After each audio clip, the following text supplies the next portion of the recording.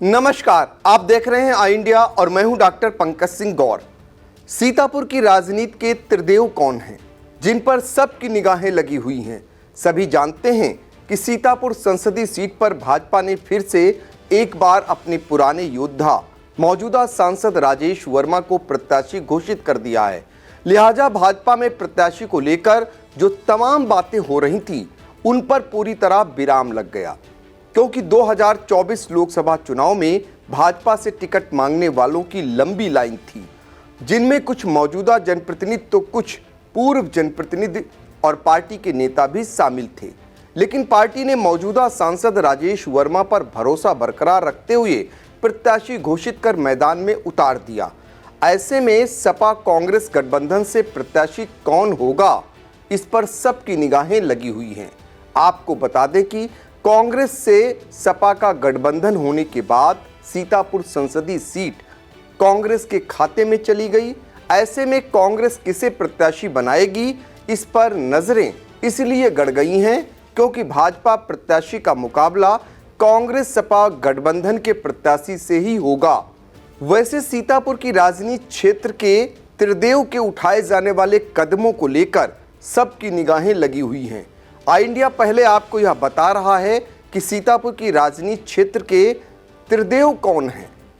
तो इनमें पहला नाम पूर्व विधायक और कांग्रेस नेता राकेश राठौर का है, दूसरा नाम सपा से कांग्रेस में आए मास्टर प्रमोद वर्मा का है और तीसरा नाम पूर्व विधायक महेंद्र यादव का है। यह त्रिदेव 2024 लोकसभा चुनाव में हर हाल में चुनाव लड़ना चाहते हैं। अब एक एक कर त्रिदेव के बारे में और जान लीजिए।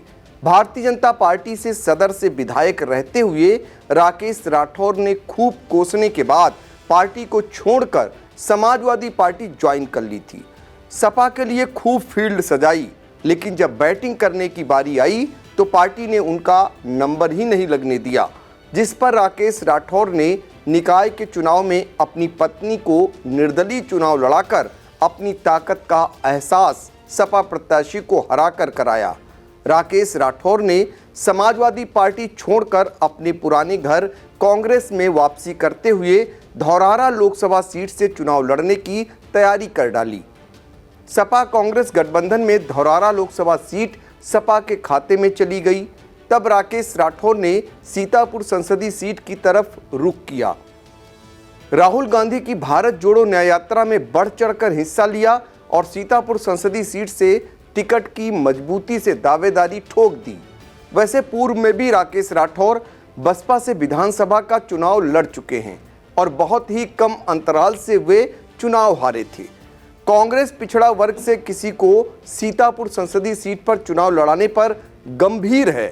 पूर्व विधायक राकेश राठौर कांग्रेस से चुनाव लड़ने के लिए पूरी ताकत लगाए हुए हैं।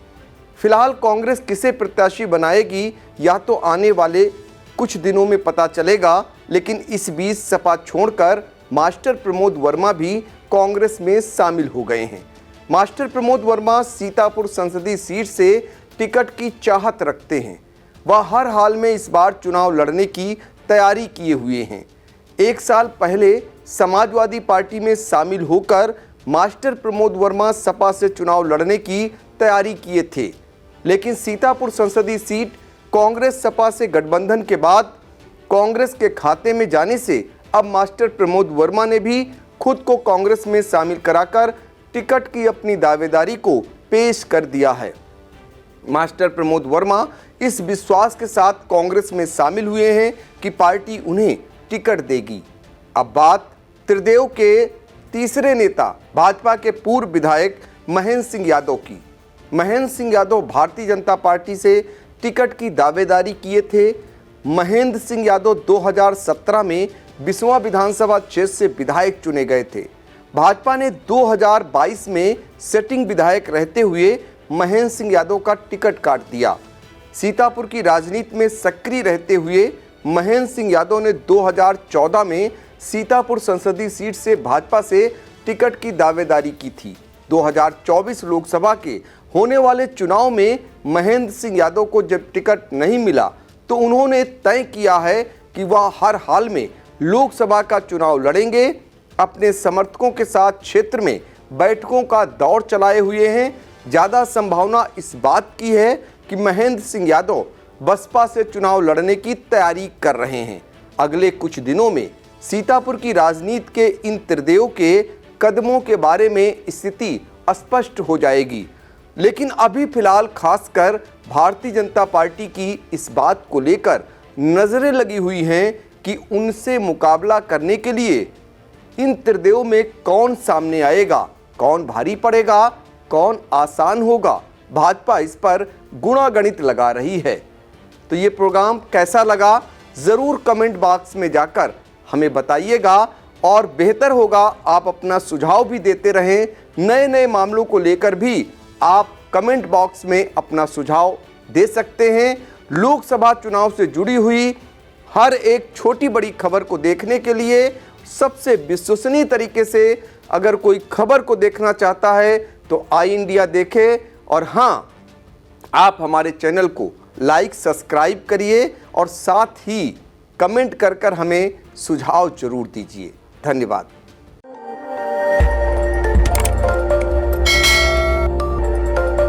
खबर आपकी, नजर हमारी। देखते रहिए आई इंडिया।